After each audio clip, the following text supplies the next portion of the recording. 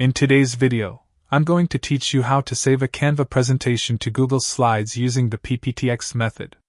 This approach keeps your layout, spacing, and most fonts more accurate than other export options. By the end, you'll have a fully editable Google Slides version of your Canva deck. Start by opening your presentation in Canva. Click Share in the top right, then choose Download or More, depending on your layout. Select PPTX as the file type. If you only need certain slides, choose specific pages, otherwise keep it set to all. Click Download and wait while Canva prepares the file.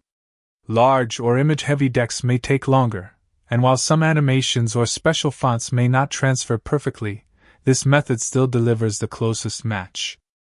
Once the PPTX is ready, head to Google Drive. Click New, then File Upload, and select the file you downloaded from Canva.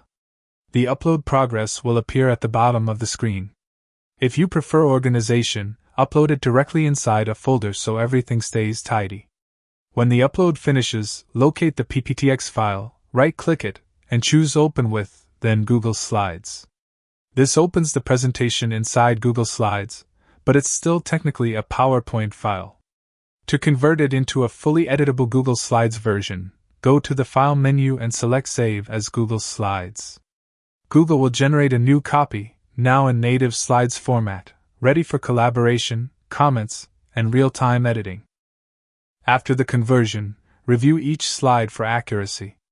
Check alignment, fonts, and photos to make sure nothing's shifted during import. Most issues can be fixed with quick adjustments. Keep the original PPTX in your drive as a backup in case you need to compare layouts or re-import later. And that's it. Download from Canva as PPTX, upload to Google Drive, open with Google Slides, and save as Google Slides.